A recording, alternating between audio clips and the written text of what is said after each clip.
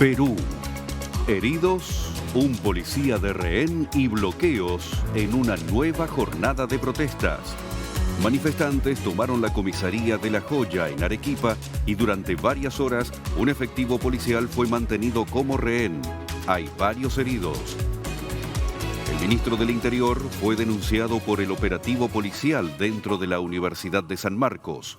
En las últimas horas, 192 personas fueron liberadas. La cifra oficial de muertos desde el inicio de las protestas, el 7 de diciembre, asciende a 55.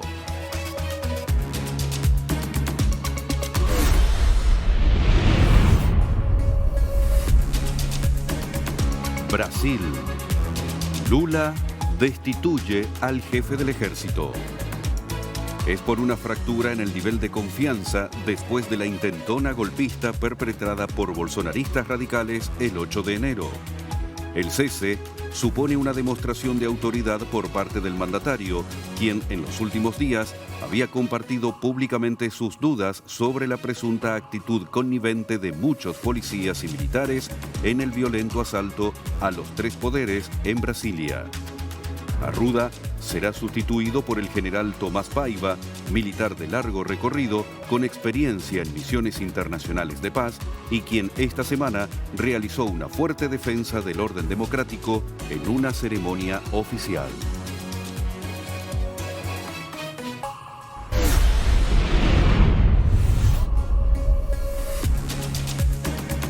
Chile. Alerta roja por incendios forestales. En 3 comunas del país, el fuego se acerca a sectores habitados. Rige alerta roja en Anjol, región de la Araucanía. Trabajan brigadas, helicópteros, aviones cisterna y bomberos. Hasta el momento, no se han reportado personas lesionadas o viviendas afectadas.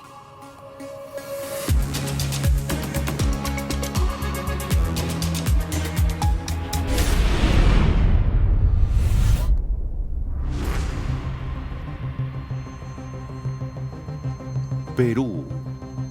Heridos, un policía de rehén y bloqueos en una nueva jornada de protestas.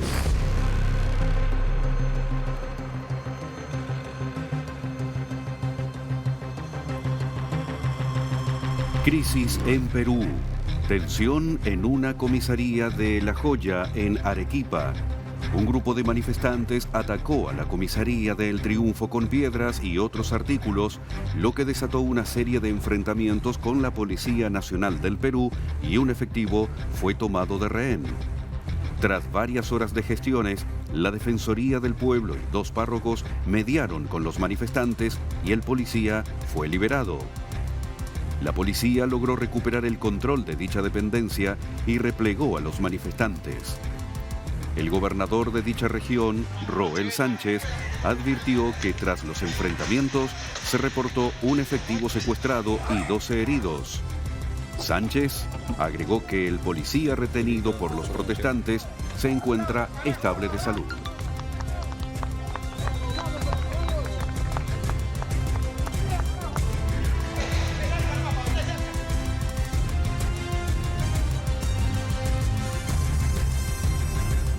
También en Perú liberaron a 192 detenidos en la Universidad de San Marcos, lo anunció el Ministerio Público del país a través de un comunicado.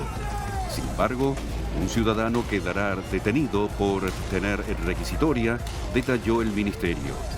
Se trata de los detenidos el sábado en el campus de la Universidad Nacional Mayor de San Marcos de Lima, donde los agentes acudieron tras una denuncia por agresiones de la propia institución que luego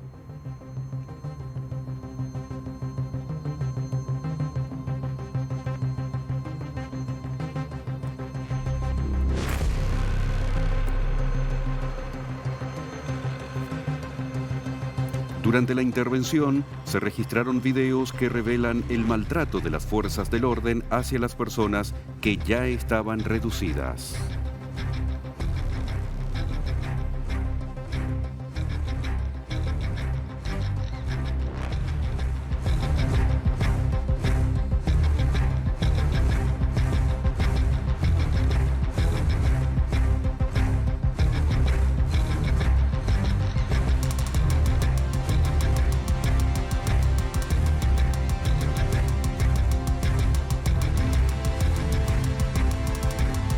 Por su parte, el ministro del Interior justificó el allanamiento policial en la Universidad Nacional de San Marcos, tras un comunicado de la Universidad Nacional Mayor de San Marcos en el que se condenó el abuso policial durante la intervención en sus instalaciones por los manifestantes. El ministro Vicente Romero salió a responder para dar más detalles de lo ocurrido el sábado 21 de enero. La intervención se ha dado a requerimiento de las autoridades de la universidad. Esto está sujeto a empleo de los procedimientos establecidos no solamente en normas internacionales, sino también en normas legales. En realidad, había flagrancia y en estado de emergencia, señaló el ministro del Interior, Vicente Romero, en una entrevista televisiva.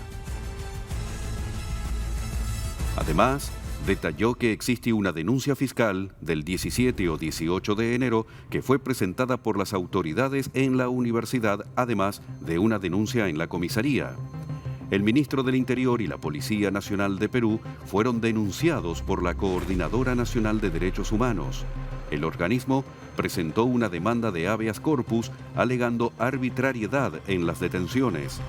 Además, desde el organismo han denunciado que no están garantizados los derechos procesales de las personas intervenidas ni condiciones mínimas para su integridad física y emocional, señalando que no han tenido acceso a sus abogados. Por otra parte, la universidad condenó abuso de autoridad de la policía durante el desalojo del campus. La Casa de Estudios compartió un pronunciamiento con 5 puntos en el que denuncia que hubo intervenciones arbitrarias a sus estudiantes.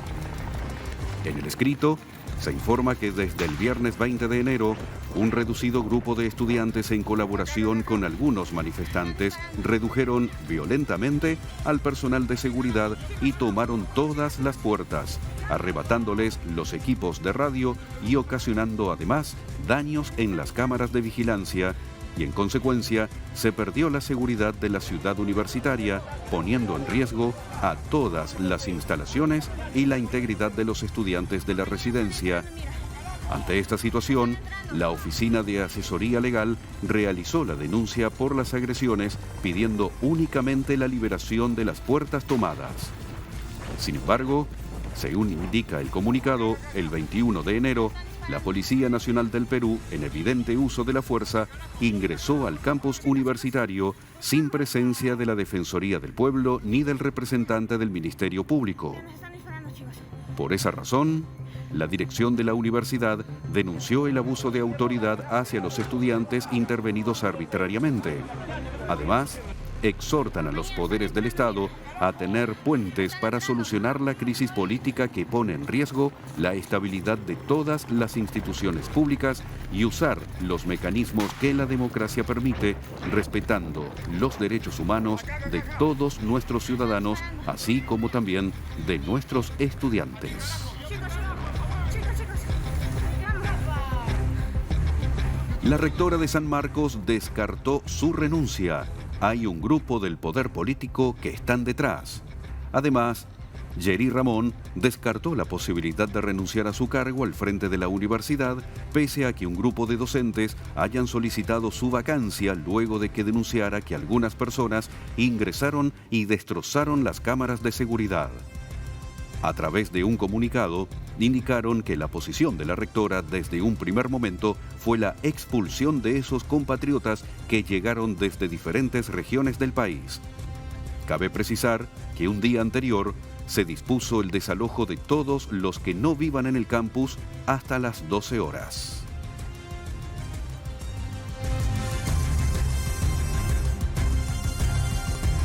Asimismo, el Papa Francisco se pronunció sobre la crisis en Perú.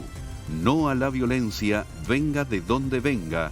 Al finalizar el Ángelus Dominical, pidió tomar la vía del diálogo entre hermanos de la misma nación, con pleno respeto de los derechos humanos y del Estado de Derecho. La presidencia peruana agradeció al Sumo Pontífice por tener presente al Perú en sus oraciones. No a la violencia, venga de donde venga. No más muertes.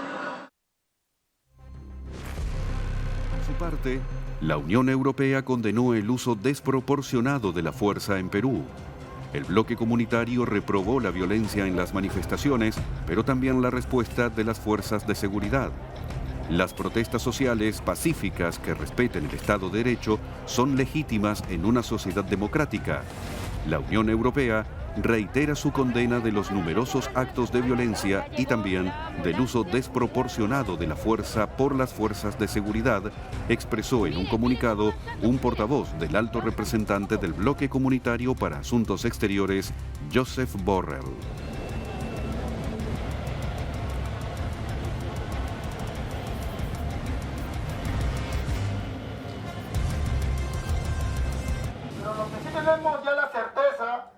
Rescate de turistas varados en Machu Picchu. El Ministerio de Turismo de Perú informó que 418 visitantes nacionales y extranjeros fueron trasladados desde la Ciudadela hasta la capital del Cusco por vía férrea. El gobierno había anunciado el cierre del ingreso a la zona por tiempo indefinido, alegando motivos de seguridad ante las protestas que piden la renuncia de la presidenta Dina Boluarte y debido al daño que sufrieron las vías, presuntamente causado por manifestantes. En Lima, cientos de personas volvieron a reunirse la noche del sábado causando incidentes, aunque de dimensiones menores.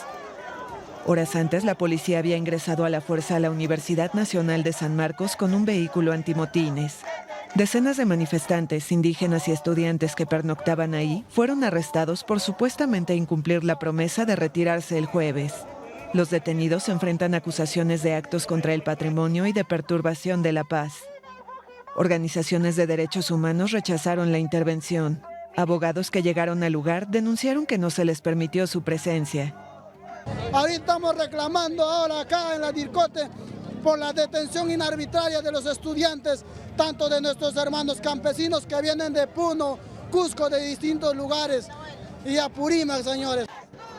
El sábado falleció un manifestante que estaba gravemente herido desde el viernes por la represión policial en las protestas en Ilave, en la sureña región de Puno. La oficina del Alto Comisionado de la ONU para los Derechos Humanos instó a asegurar la legalidad y proporcionalidad de la intervención y garantías del debido proceso con los detenidos. La Unión Europea lamentó el gran número de víctimas mortales y llamó al gobierno y a la oposición a tomar medidas urgentes para restaurar la calma.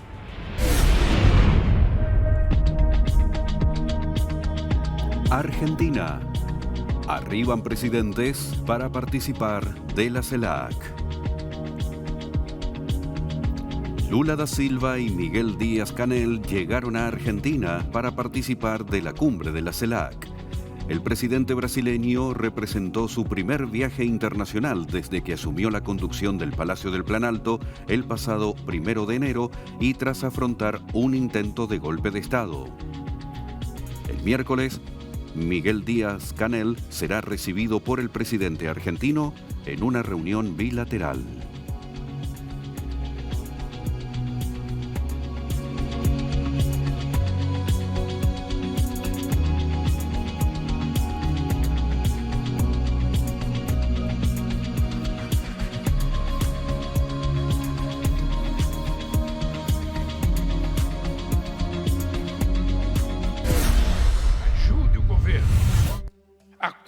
Destitución del comandante del Ejército de Brasil.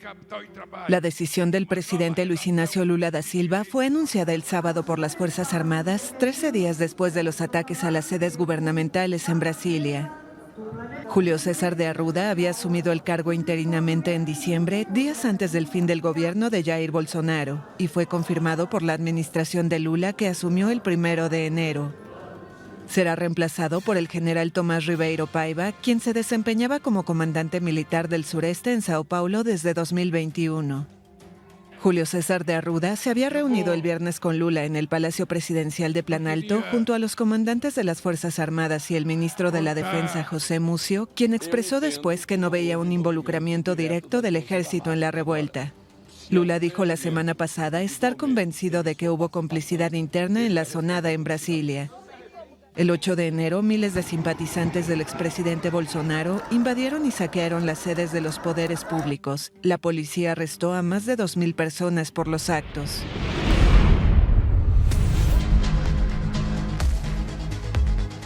Incendios en Chile. declaran alerta roja en 3 comunas del país por incendios forestales cercanos a sectores habitados. En detalle, se trata de la comuna de Alué, en la región metropolitana, la comuna de Ninué, en la región de Ñuble, y también la comuna de Tucapel, en la región del Biobío. Los 3 incendios se encuentran en combate en una superficie aproximada de 10 hectáreas cada uno y que presentan cercanía a sectores habitados. Además, ya son casi 100 hectáreas las consumidas por el incendio forestal en Teno.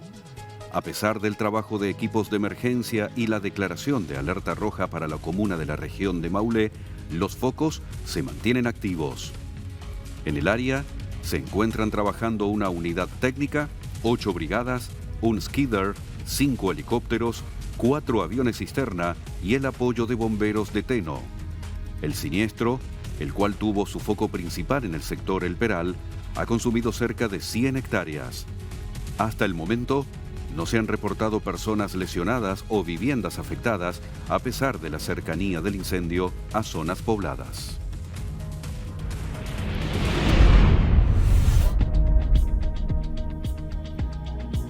Lula da Silva inició en Argentina su primera gira internacional. Mientras estabiliza las mareas a lo interno a 2 semanas de que seguidores radicales del bolsonarismo asaltaran las sedes del poder público en Brasilia, el líder de izquierda cumple su primer compromiso fuera de casa en que es su 3er mandato como presidente. Lula, de 77 años, comenzará en Argentina, como es tradición para mandatarios brasileños, donde participará en la 7ª cumbre de la CELAC. Hay un propósito muy claro de los equipos de ambos países de avanzar en temas como integración energética y claramente integración gasífera, dijo este viernes el embajador Miguel Aslanian, secretario de las Américas de Itamaraty, como se le conoce a la Cancillería brasileña. Lula tiene prevista una reunión bilateral con el líder cubano Miguel Díaz-Canel el martes en Buenos Aires, de acuerdo con fuentes del Plan Alto. Itamaraty, sin embargo, no confirmó la reunión. También estaría en agenda un encuentro con el mandatario venezolano Nicolás Maduro, quien no acudió a la ceremonia inaugural de Lula en Brasilia y envió en su lugar a su aliado próximo y presidente del Congreso Nacional, Jorge Rodríguez. La reunión entre Lula y Maduro genera expectativa luego de que Brasilia enviara una comisión diplomática a Caracas esta semana para normalizar las relaciones entre ambos países. En Argentina, una dirigente de la oposición pedirá a la DEA la detención de Nicolás Maduro. El mandatario venezolano es uno de los invitados a la cumbre del CELAC en Buenos Aires. La exministra de Seguridad, Patricia Bullrich, lo relacionó con el cártel de los soles y recordó los crímenes de lesa humanidad. La exministra de Seguridad y presidenta del principal partido de la oposición, Patricia Bullrich, adelantó que presentará un pedido ante la agencia estadounidense antidrogas para que detenga al presidente de Venezuela cuando llegue a Argentina en los próximos días. Voy a hacer una presentación a la DEA porque hay un pedido de captura a Maduro por la participación en el cártel de los soles, dijo Bullrich en declaraciones radiales, lo que, según indicó, podría llevar a la detención del presidente venezolano por las denuncias que tiene Estados Unidos por narcotráfico. Hasta el momento, el líder chavista no ha confirmado su presencia en la 7ª cumbre de la Comunidad de Estados Latinoamericanos y Caribeños que tendrá lugar en Buenos Aires el 24 de enero y en la que el mandatario argentino Alberto Fernández será anfitrión, ya que su país tiene la presidencia pro tempore del foro.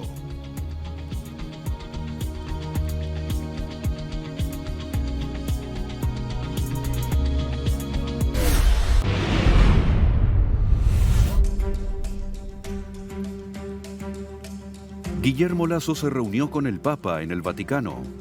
El presidente de Ecuador fue recibido en audiencia por el Sumo Pontífice, a quien, entre otras cosas, le obsequió un retrato de la Virgen de Guadalupe realizado por un preso. El encuentro entre ambos tuvo lugar a puertas cerradas en el Palacio Apostólico y, posteriormente, Lasso se reunió con el secretario de Estado del Vaticano, Pietro Parolin, y con el secretario para las Relaciones con los Estados, Paul Richard Gallagher. En la audiencia, según un breve comunicado de la Santa Sede, se produjo un fructífero intercambio sobre la situación política y social de la región, con atención hacia los esfuerzos dirigidos a favorecer el desarrollo y promover la paz. Pero también abordaron temas de interés común como la defensa de la vida, el cuidado de la infancia, la reforma del sistema penitenciario, el respeto de las poblaciones indígenas y de su cultura, así como la protección del ambiente, reza el comunicado. Además, se ha manifestado complacimiento por la contribución que la Iglesia ofrece en Ecuador en la educación, la salud, la promoción de los valores humanos y espirituales y también en el campo de las actividades caritativas. El gobierno de Colombia y la guerrilla del ELN discutirá un cese al fuego bilateral. Así lo anunciaron el sábado al término de un primer ciclo de negociaciones de 5 días que tuvo lugar en Caracas. En el ciclo que va a comenzar en México el 13 de febrero, uno de los puntos va a ser comenzar a tratar esto del cese al fuego bilateral. Además de Venezuela, el proceso ha sido acompañado por otros países garantes como Cuba, Noruega, Chile y México.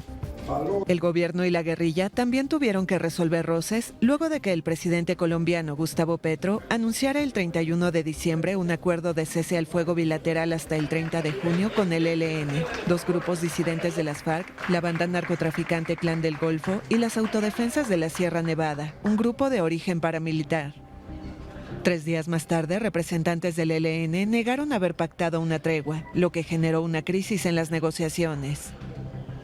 Creemos que ya esta situación de incomprensión momentánea quedó ya absolutamente superada y fortalecida a la mesa.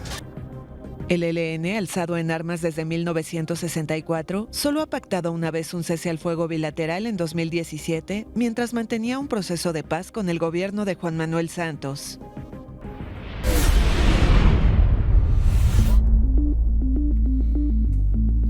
El brote de cólera en Haití dejó al menos 490 muertos. Las autoridades sanitarias aseguraron que la edad media de los infectados es de 19 años y la tasa de positividad es del 37,25%. Según el último balance oficial publicado a última hora del sábado por Haití Libre, las autoridades sanitarias haitianas han confirmado un total de 1.742 casos, mientras intentan terminar de verificar otros 24.536 probables. El número de hospitalizados con síntomas asciende a 20.505 desde la declaración del primer caso el 3 de octubre de 2022. El 56,60% de los casos sospechosos acumulados son hombres y el restante, mujeres. El grupo de edad más afectado es el de 1 a 4 años, con 374 casos confirmados por más de 3.000 casos sospechosos. El departamento más afectado es el oeste, donde se ubica Puerto Príncipe y vive más de un tercio de la población, con 1.155 casos confirmados por 16.408 sospechosos.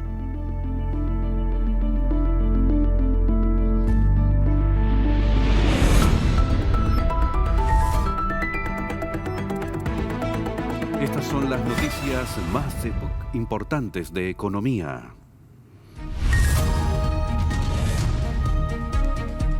Brasil y Argentina iniciarán de alguna forma preparativos para crear una moneda común.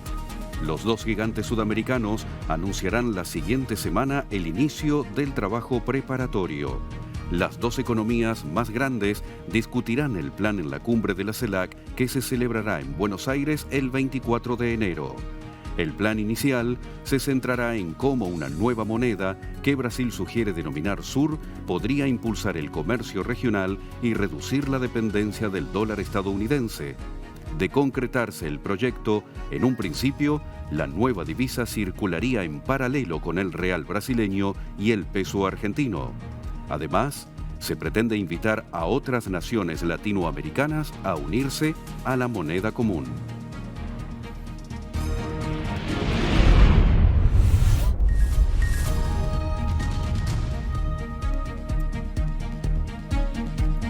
Colombia.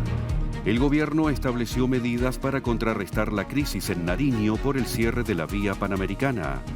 Tras el Consejo Extraordinario de Ministros efectuados en Ipiales, el presidente Gustavo Petro informó algunas medidas para contrarrestar las dificultades generadas por el derrumbe en la vía panamericana que tienen comunicado a Nariño con el resto del país.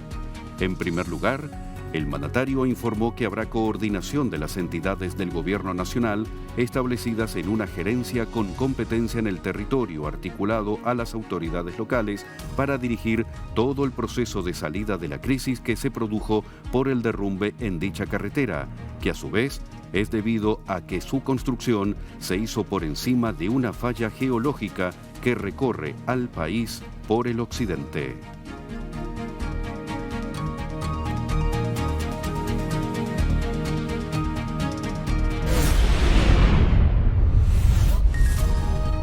El Banco Central Europeo aumentará las tasas en 50 puntos base en febrero y marzo. Además, continuará elevando los costos de endeudamiento en los meses posteriores, dijo el miembro del Consejo de Gobierno del organismo, Klaas Knot. Estimamos aumentar las tasas en un 0,5 puntos porcentuales en febrero y marzo. Para entonces no habremos terminado, pues habrá medidas similares en mayo y junio, dijo Knot. Además, aclaró que era demasiado pronto para decir si el organismo podría reducir el ritmo de aumentos de sus tasas para el verano boreal.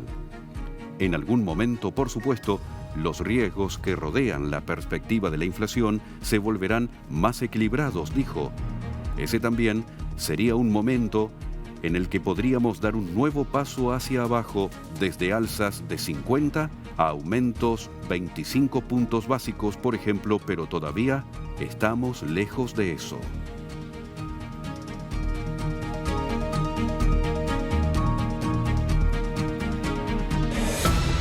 Estas fueron las noticias económicas más importantes del día.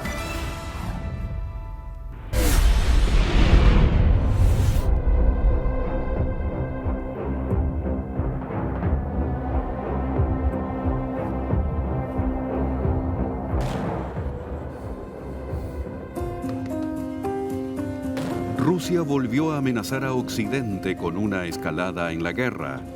El presidente de la Duma del Estado o Cámara de Diputados de Rusia, Vyacheslav Volodin, advirtió este domingo que los suministros de armamento de ataque a Ucrania provocarían una catástrofe global en una nueva advertencia de Moscú hacia el apoyo de Occidente a Kiev.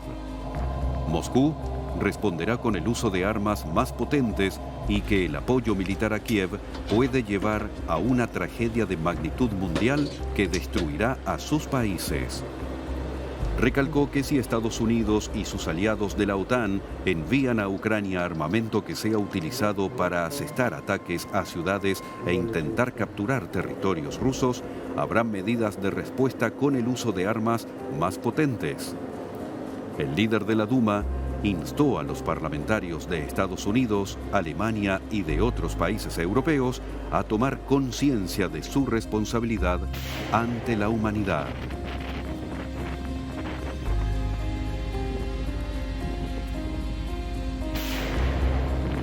La inteligencia de Estados Unidos reveló que Rusia sufrió 188.000 bajas y perdió más de 2.000 tanques desde que Putin lanzó la invasión a Ucrania. La guerra que Rusia comenzó en Ucrania está próxima a cumplir un año. El 24 de febrero, en poco más de un mes, Vladimir Putin deberá afrontar el hecho de que en 365 días no logró cumplir con su objetivo de tomar Ucrania, algo que confiaba que conseguiría en pocos días. Sin embargo, este no es el único dolor de cabeza del jefe del Kremlin. En las últimas horas, la inteligencia de Estados Unidos dio cuenta de unas alarmantes cifras para las fuerzas invasoras. Según afirmaron, Rusia sufrió 188.000 bajas y la pérdida de más de 2.000 tanques en estos 11 meses de ofensiva, lo que da cuenta de un significativo aumento de los números difundidos por el secretario de Defensa del Reino Unido, Ben Wallace, a quien a finales de 2022 calculaba en 100.000 la cifra de soldados rusos heridos, desertados o muertos. La resistencia ucraniana prosperó por el suministro de armas por parte de Occidente, como drones y misiles, que permitieron atacar los vehículos blindados de Putin y apuntar con gran precisión hacia los objetivos rusos.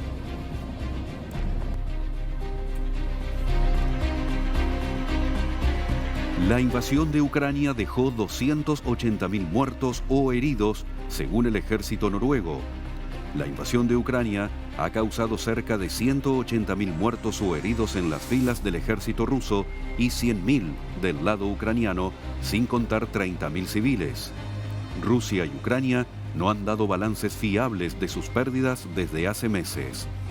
A pesar de las fuertes pérdidas, Rusia está en condiciones de seguir esta guerra mucho tiempo, dijo el jefe de Estado Mayor noruego, Eirik Kristoffersen, y destacó las capacidades de movilización y producción de armamento de Moscú. Lo que preocupa más es hasta cuándo Ucrania será capaz de mantener la aviación rusa fuera de la guerra, agregó. Noruega tiene frontera con Rusia y es miembro de la OTAN desde la fundación de la Alianza Militar en 1949.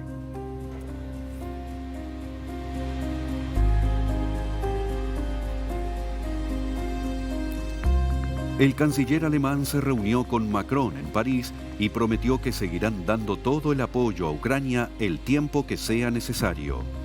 En medio de la polémica por el envío de tanques, Olaf Scholz viajó a Francia para conmemorar los 60 años de cooperación franco-alemana de posguerra, en un momento en que este eje está en tensión por cuestiones que van desde la invasión rusa contra Ucrania a cambios geopolíticos mayores. El alemán, además, enfatizó la necesidad de defender el proyecto europeo de paz. Desde el pasado 24 de febrero no nos hemos escondido ni dividido y seguiremos con nuestro apoyo indefectible a Ucrania, que seguirá en todas las áreas, agregó Macron.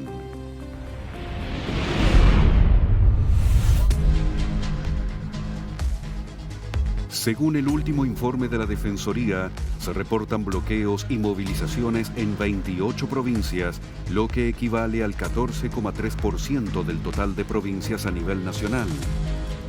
Desde el comienzo de las protestas el 7 de diciembre, han fallecido 45 civiles en enfrentamientos, otros 9 civiles es por accidentes de tránsito y hechos vinculados al bloqueo, y un policía por hechos de violencia en el contexto del conflicto. Desde el 20 de noviembre se han reportado oficialmente 772 heridos.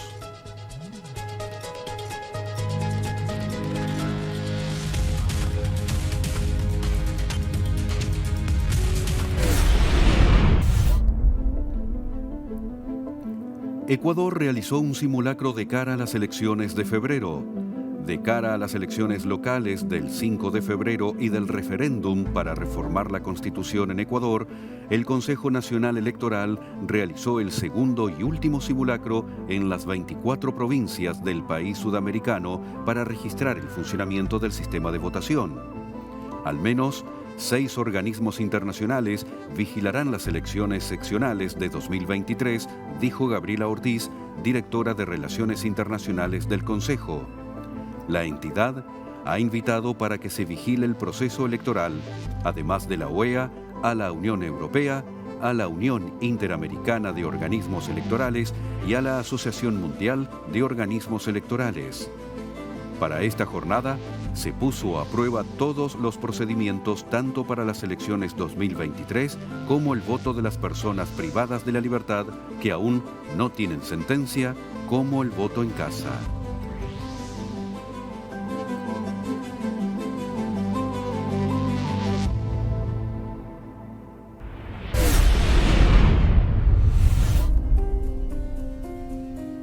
Luis Arce llamó a la unidad frente a los golpistas. El presidente boliviano afirmó que el sector que apoya al exgobernador Camacho se encuentra lastimado tras fracasar en sus intentos desestabilizadores. Arce señaló que las acciones desestabilizadoras de la derecha boliviana intentan quitar la responsabilidad a los impulsores de la violencia en el departamento de Santa Cruz. Además, apeló a la unidad de los bolivianos para derrotarlos y no volver a incurrir en los errores de 2019. Luis Arce destacó que la búsqueda de la impunidad es el eje de la política de las élites que encabeza el ex cívico de Santa Cruz, Luis Fernando Camacho.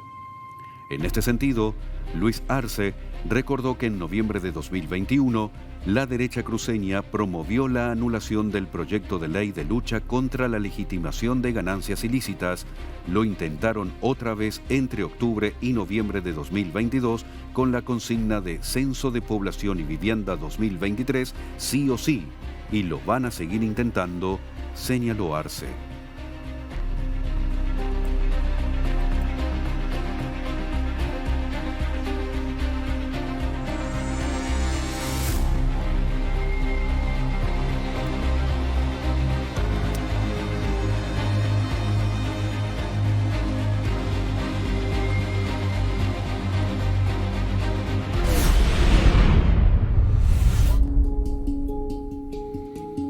Lula visitará Uruguay luego de visitar a la CELAC.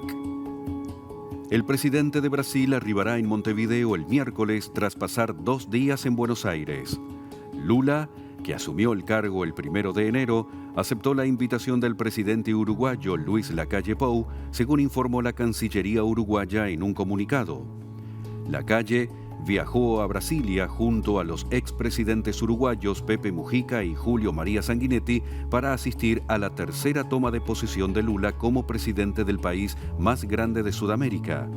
El líder del Partido de los Trabajadores había derrotado a Jair Bolsonaro en la segunda vuelta del 30 de octubre. Se espera que se discutan las posturas de ambos países respecto al Mercosur. Uruguay ha causado revuelo en el bloque regional al buscar unilateralmente acuerdos comerciales con China y otros clientes potenciales. Además de Argentina y Uruguay, Lula tiene previsto viajar próximamente a China, Portugal y Estados Unidos.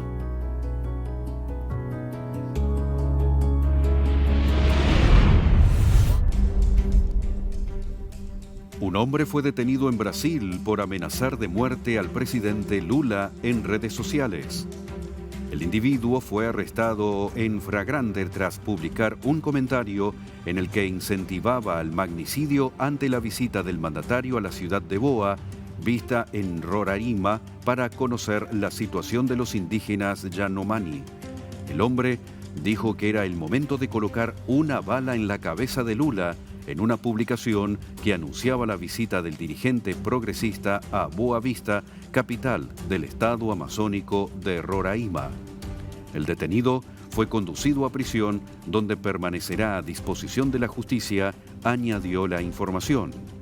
Lula, que asumió el poder el pasado 1 de enero, visitó Boa Vista para conocer in situ la grave situación humanitaria en la que se encuentran los indígenas Yanomami, que enfrentan diversos casos de desnutrición infantil y malaria.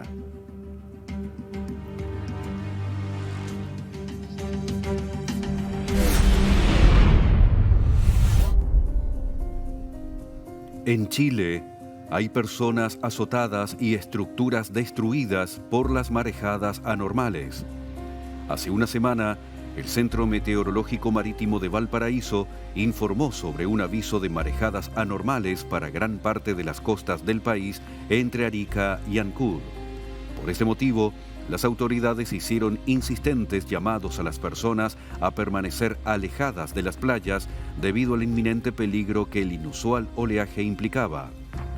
Pese a las advertencias de mantenerse lejos de las playas, algunas personas imprudentes desafiaron el llamado y terminaron sufriendo los embates de las olas. El fenómeno climático, además, ha generado la destrucción de muelles y embarcaciones en distintos puntos del país.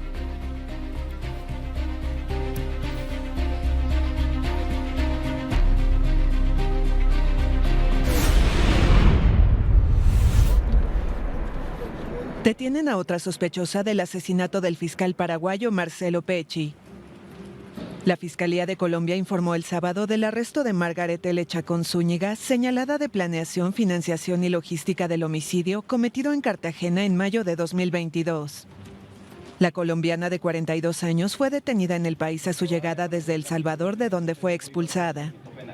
Las autoridades salvadoreñas allanaron 2 casas donde se ocultaba y decomisaron pasaportes colombianos, teléfonos celulares, computadoras portátiles y unos 15,000 euros, además de dólares, pesos colombianos y mexicanos. Con ellas suman 7 los detenidos por el asesinato. Según las autoridades, será presentada ante un juez de control de garantías para avanzar en el proceso de judicialización. También fue detenido Wilber Hueso, de 47 años, acusado de ocultarla en El Salvador.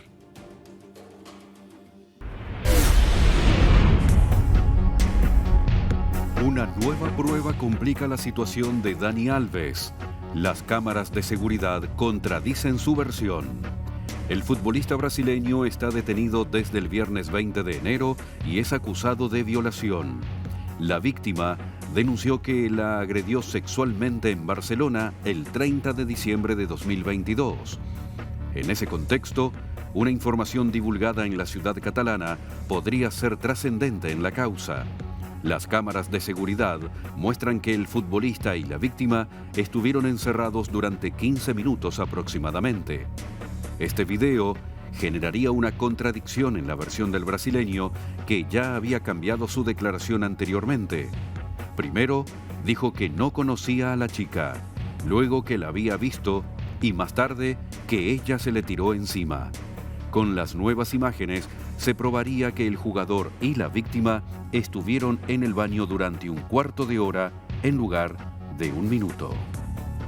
Los testigos también desmintieron a Dani Alves. Varios presentes en el local bailable indicaron que el futbolista invitó a la víctima y a sus amigas a sentarse en su mesa VIP a través de un mozo, tal como lo declaró la denunciante.